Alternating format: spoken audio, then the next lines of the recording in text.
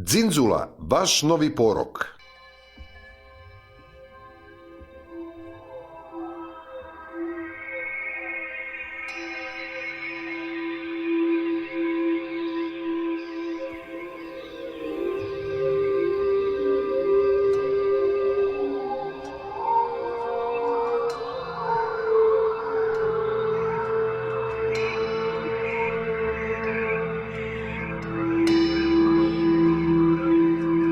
Počet ćemo sa Željkom Malnarom, čovjekom koji je bio stvarno Željko Malnar. On jeste bio putnik drugačijeg kova, vrsta putnika koja je moguće i izumrla tehnološki. Te se stvari izuzetno mijenjaju. Više nema takve vrste putovanja, odlaska u nepoznato. Kad je Željko Malnar išao 80. godina u Radžastan na konju iz Jugoslavije, on stvarno nije znao kuda ide, imao je tu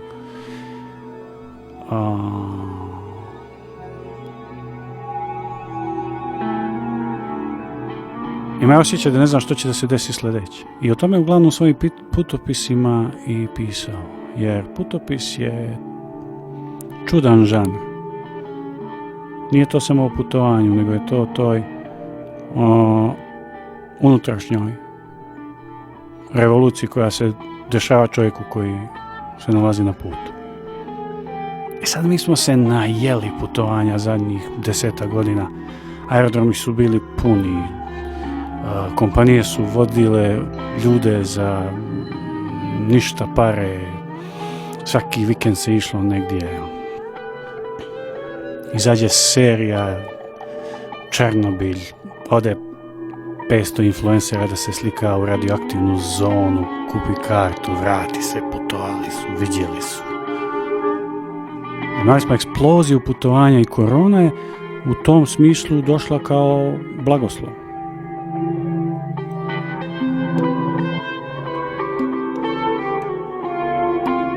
To je ono što kažu ovi pametnjakovići, kažu treba da se zamislimo da li nas korona upozorava da moramo malo da usporimo.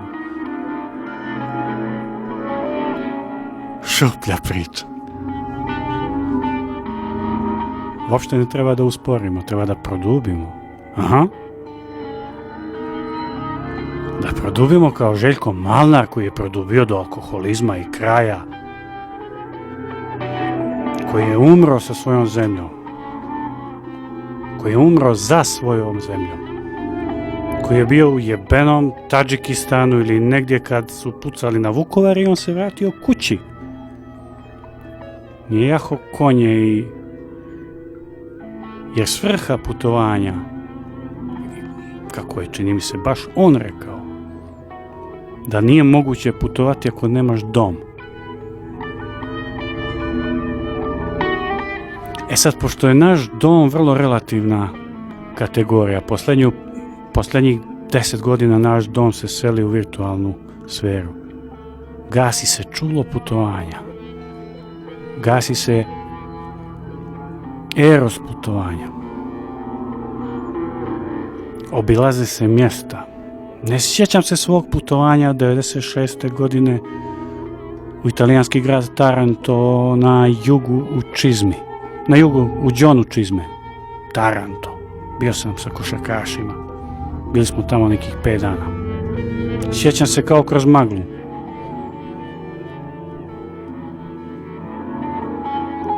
A se odlično sjećam odlaska u Lviv, ili Ljoviv, ili Lavov, kako ga zovu Rusi, na granici između Ukrajine i Poljske.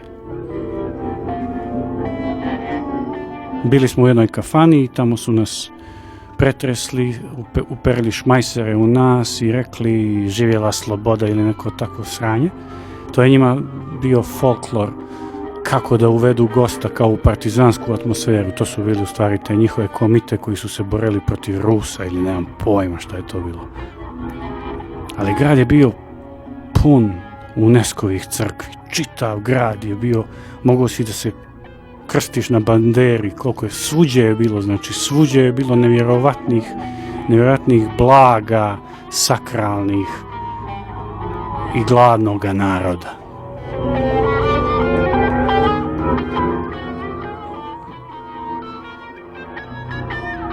Nekad je putovanje i do Šavnika sasvim dovoljno da bi se osjetila ta dubinska involviranost u svoj život koju mi osjećamo kad prelazimo iz tačke A u tačku B. Godina 2000, selo Previš kod Šavnika. Rekao bih da postoji stihovi koji kažu: prvo selo koje je Treviš, to se selo zove Previš.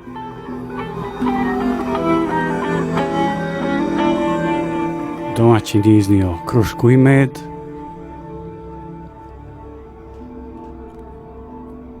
Bilo intenzivno. Ali ajde da se ne sjećamo samo stvari koje nas zabavljaju. Ajde da vidimo može li se od putovanja stvarno napraviti nešto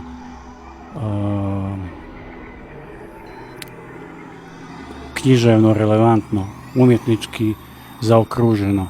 Ja mislim da je to Željko Malnar uspio u svojim putopisima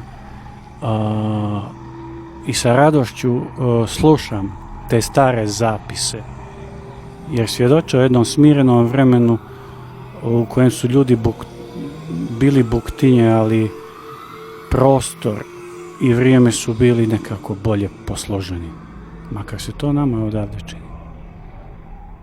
Uđimo u njegovu priču o ljubavi. Naravno, putopisac pokušava da bude univerzalan, da govori svima o onome što nas interesuje, o ljubavi.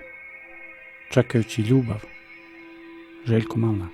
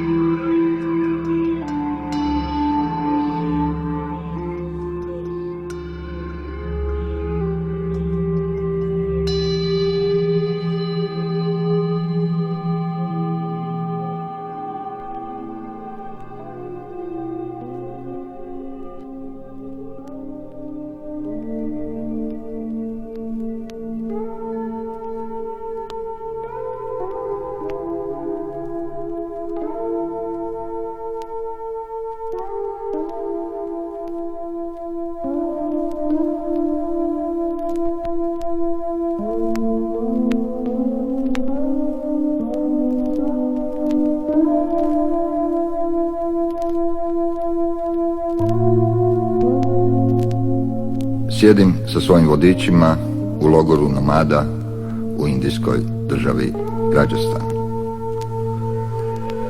Koji je dan, koje je stoljeće, nije važno. Važno je da je veće. Nomadi ne vjeruju u izlaz i zala sunca. Nomadi vjeruju u rođenje i umiranje dana.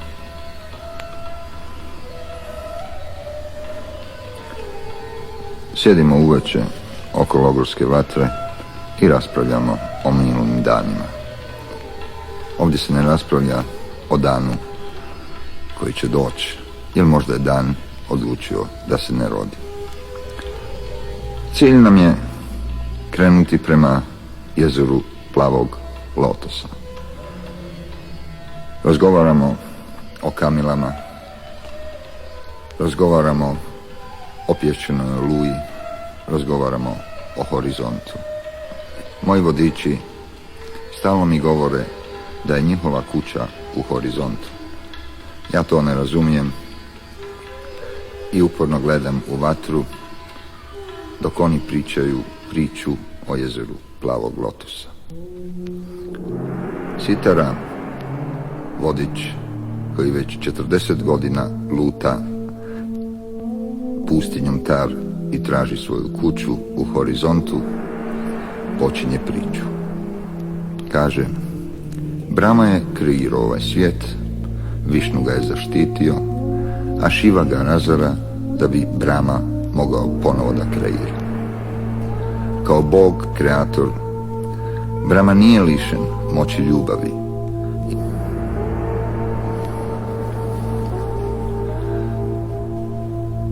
Jednoga dana, dok je kozmičkom brzinom obilazio svijet, ugleda mljekaricu prelijepu iz ovoga kraja. Znate, u to vrijeme ovaj kraj bio je bogat travom i velikim drvećima. Rijeke su tekle pune mlijeka i ljudi su živjeli u izobilju. Brahma se zaljubio. Sletio je i zamolio mljekaricu da ga oženi. Došao je Brahmin i izvršio čin obećanja ljubavi, što mi Indijci zovemo ženidbom. Zaorala se pjesma i ples, a ljubavnici, gledajući jedno drugom u oči, nisu ni primijetili ženu Brahme, koja kozmičkom brzinom je dojurila i kad je vidjela svog Brahmu sa drugom, u tipičnoj ženskoj ljutnji pretvori sve mljekarice, sve mlijeko, svu travu i sva stabla u pijesak. Od tog momenta pustinja Tar počinje da postoji. Brahma, vidjevši svoju ljubav pretvorenu u pijesak, pusti jednu suzu. To je jezero plavog lotosa.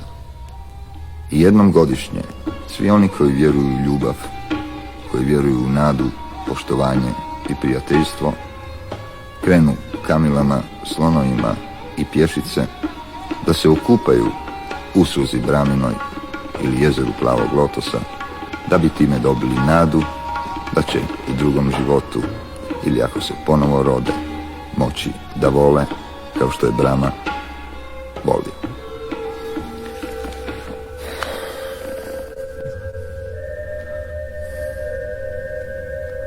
Gledam vatru i razmišljam o priči. Razmišljam šta je život. Razmišljam o tome šta je smrt. Tko smo mi? Šta je svijet? Šta je kozmos? Šta je ljubav? Kako je lijepo voljeti. A kako da se voli? Da li se ljubav čeka ili se do ljubavi odlazi? U pozadini se čuju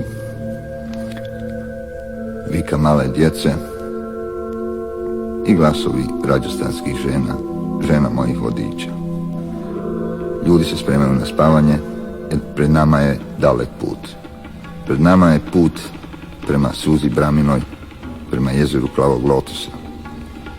Pred nama je put prema ljubavi. Gledam lica oko mene, u oceju vatre i divim se ljepoti duše koja ove ljude tjera da se stalno miču u krug, stalno prema horizontu i zavidim im, jer oni znaju da će jednog dana stići u horizontu.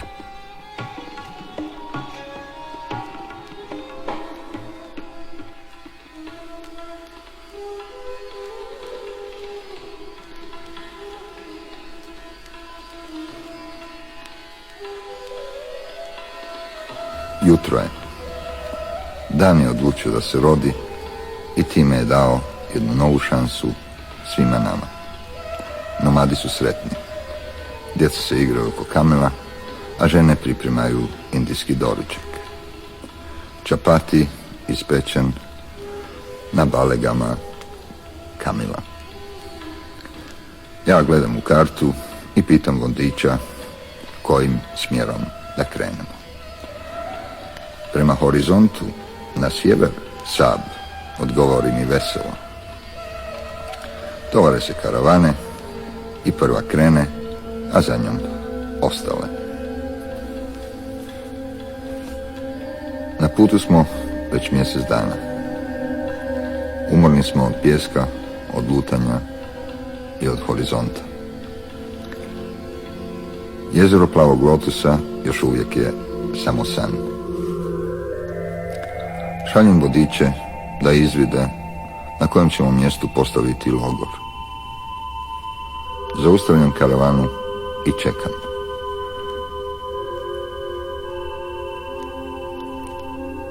Prolaze minute, a onda i sati. Mojih vodiča nema. Spušta se večer. Dajem naredbu da se pale vatre i rastovaruju kamile. U sred tog meteža stižu vodiči vrlo zbunjeni i odmah se bace na noge pred mene, vičući: Sahibe, ostavljamo te, mi idemo natrag. Pitam šta se desilo. Vodič mi odgovara: Sahibe, 40 godina lutam pustinju i nikad nisam vidio da je neko napravio kuću na pješčanoj dini. Pa da, pitam, šta onda? Sahibe, to nisu normalna posla. To su posla đavola. Nitko nema razlog da napravi kuću na pješčanoj dini. Pustinja za nas, nomade, je uvijek boja. To je sukob boje žute sa onom plavom koja se zove nebo. Spoj ti dviju boja zove se horizont. I to je, Sahibe, naša kuća. Niko normalan nikada se ne bi sjetio da napravi kuću na pješčanoj dini. Umirujem ga i to večer spavamo u logoru. Drugo jutro odlučio sam da krenem s njim i da vidim to veliko čudo za mog vodiča. Jašemo nekih 2 sata i ugledamo kuću na pješčanoj dini. Prilazim do kuće, a pred kućom sjedi jedan starac sa dugom bijelom kosom i dugom bijelom bradom. Namaste, kažem ja. Starac se digne i na tradicionalni indijski način zahvali mi na pozdravu i pozove me da sjednem. Sjednemo. Nitko ništa ne govori.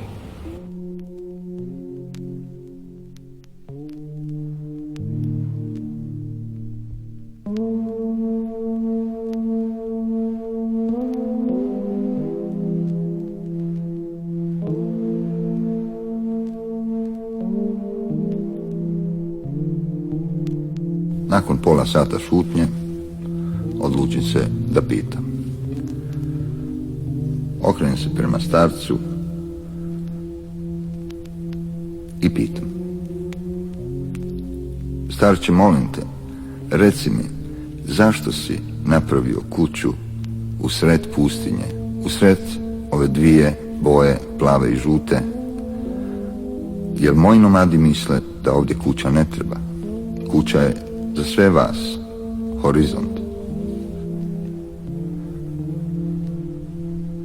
Starac se okrene prema meni, pogleda me u oči i kaže: mnogo godina lutao sam ovom pustinjom prema horizontu. U tom lutanju umorio sam se. Izgradio sam kuću da bi čekao ljubav, jer vjerujem da ljubav obilazi starce kao ja. U tom čekanju ostario sam. Vid mi je oslabio, sluh isto tako, a više ne mogu ni da hodam. Čekao sam i dalje i vrijeme je prolazilo. Sada više nemam puno vremena ispred sebe i to znam.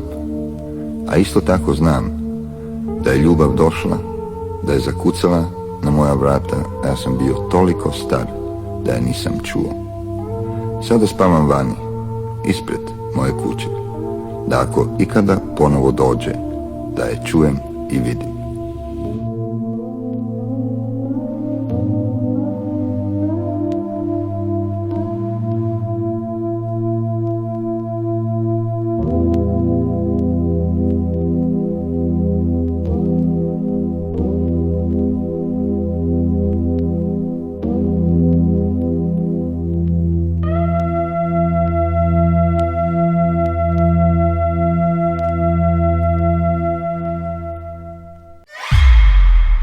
Dzindzula, vaša djeca će vas više voljeti.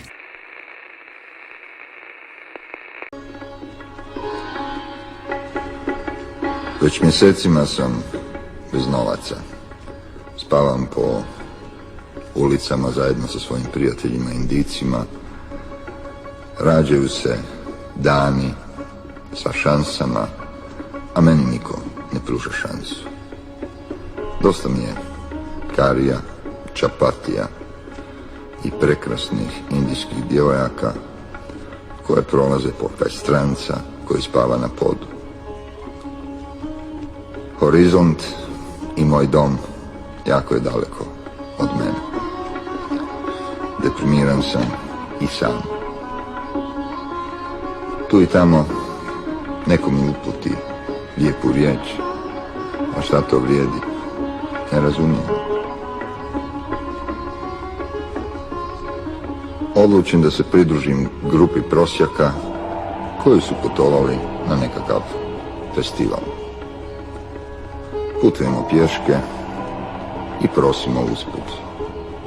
Neko nam da bananu, neko čapati i nekako preživljavamo dan. Uveče zbijemo se jedno pokraj drugog i tako provodimo noći. Noći i dani se mijenjaju, a festival nikako da dostignemo. Umoran sam i jedva čekam da dođem u neki grad, da osjetim taj metež, da vidim ulice i da vidim i osjetim urbanu sredinu u kojoj sam rođen. Nakon 20 dana ulazimo u grad Adžmer. Ulice pune ljudi i veliko iznenađenje. Ljudi trče prema nama, ljube nas i viču: dobrodošli na festival ljubavi. Ja kažem: a kako se dolazi na festival ljubavi?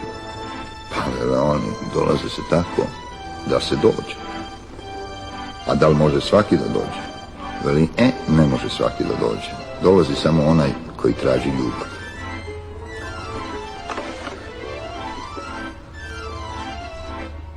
Sa grupom mojih prosjaka tražim ljubav po ulicama grada Adžmera. 2 dana lutamo, ali ljubavi nema. Pitam prvog do sebe: daj mi molim te reci, a kako se ovdje nalazi ljubav? A veli, to je lako. Treba doći tačno u ponoć na glavni trg, sjest se, a onda će doći veliki narodni pjevači koji će nam reći gdje je ljubav. Svi ćemo onda potrčati tamo, uzeti ljubav i bit ćemo sretni. Dobro je, mislim ja, a i lako. Čitav život sam tražio ljubav, nikako je nisam našao. A eto, sada sam došao vjerojatno na pravo mjesto. Jedva čekam tu ponoć, guram se u tu gomilu ljudi, u tu gomilu lica, znoja i mirisa. Guramo se svi prema trgu da čekamo pjevača koji će nam reći gdje je ljubav. Dolazimo na trg, a na trgu već preko 10.000 ljudi. Nema mjesta. Neki se penju na obrežnja stabla, neki na krovove, a ja se, zato što sam stranac, nekako uguram u recimo drugi red. Čekamo. Prolazi vrijeme. 1 sat, 2 sata, 3 sata ujutro. Ništa se ne dešava. Pitam onog na lijevo od mene: a molim te, reci mi, odakle si ti? On kaže: pa ja sam iz Karnatake, sa juga Indije. Karnataka mislim ja, pa to je barem jedno 4000 kilometara. A kako si došao? A pješice sam došao, odgovori on normalno. A onda me pita: odakle si ti? Ja kažem: ja sam iz Jugoslavije. Veli: pa to je nevjerovatno, veli, što u Jugoslaviji nema ljubavi. Ja kažem, ima, ali nisam našao, čuo sam da u Ađmeru sigurno ćemo svi naći ljubav. Da, to je tačno, kaže on ozbiljno, i drago mi je da si ovdje. A slušaj, pitam ga, a kad će taj narodni pjevač da dođe? A veli, ja dolazim zadnjih 10 godina i uvijek ga čekamo, ali on nikad ne dođe. Negdje oko 4 sata ujutro vidim da se gomila uzbudila. 4 mala čovjeka, jedan sa bubnjem, jedan sa sitarom, ostala 2 sa zvončićima, probijaju se kroz gomilu prema centru. Dođu pred mikrofone, sjednu na pod i počnu da sviraju jednu melodiju koja je po prilici izgledala ovako. Itage itaram, taraditi tada tage itaram, tarara itage itaram, tadotiti tada tage itaram. Gomila koja je i onako bila već na kraju strpljenja prihvati ritam i svi se počnu micat u tom nekakvom ritmu i onda se čuje prvi glas nekoga iz gomile koji prihvati tu pjesmu i odjedanput 10.000 ljudi pjeva tu pjesmu. Trg u Ađmeru odzvanja samo jednom melodijom, a to je tada ta itage itaram, tada didi tada tage itaram, tada ta itage itaram. I to se proteže, već je 4:30 ujutro, pa 5, pa 5:30, pa negdje 6:30. U 6:30 nekakav čovjek obučen u kurtu i pidžamu dolazi pred mikrofon i pozdravi gomilu. Gomila prepozna narodnog pjevača.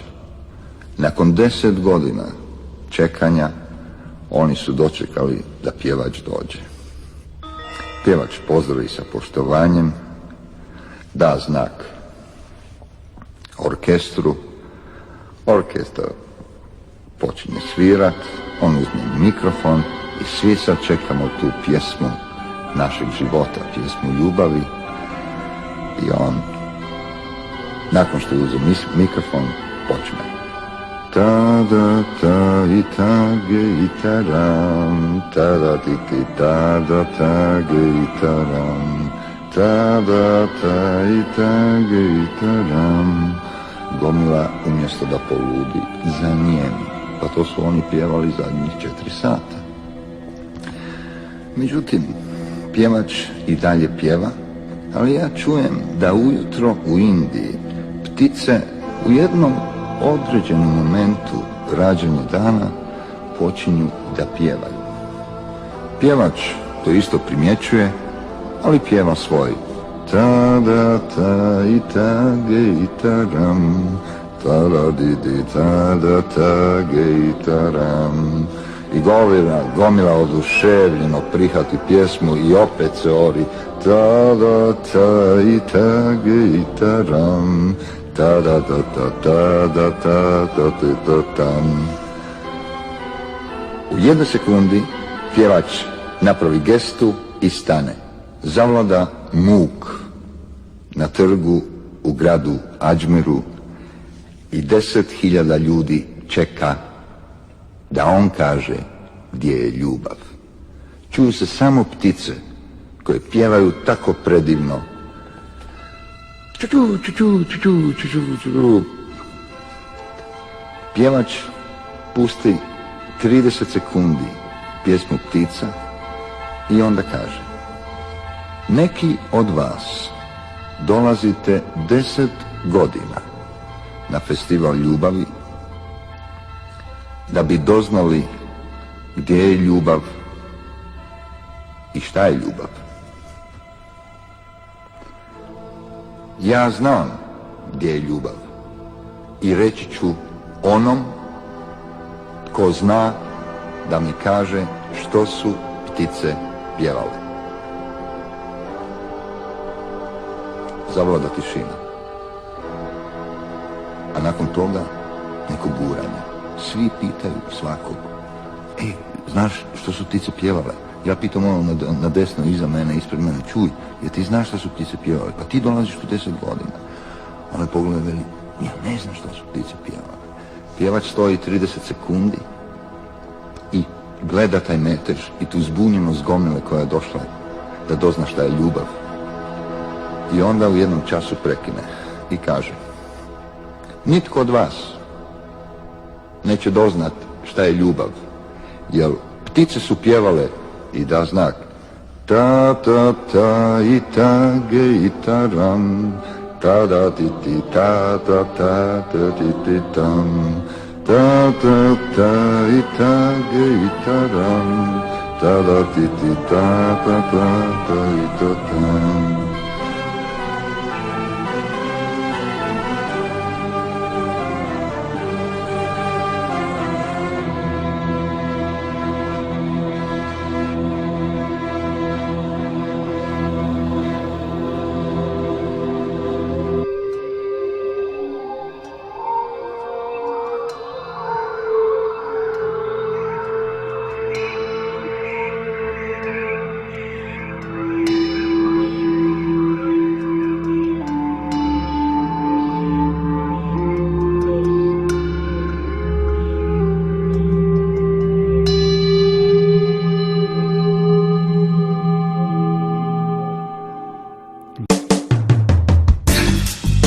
Zimzula, ukus zabranjenog voća.